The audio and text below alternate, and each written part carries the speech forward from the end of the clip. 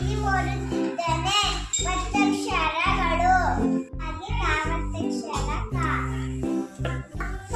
ಪಕ್ಕ, ಎಕ್ಕ, ರಕ್ಕಸ, ಚಕ್ಕಳ, ನಕ್ಕಳ, ಅಕ್ಕರ.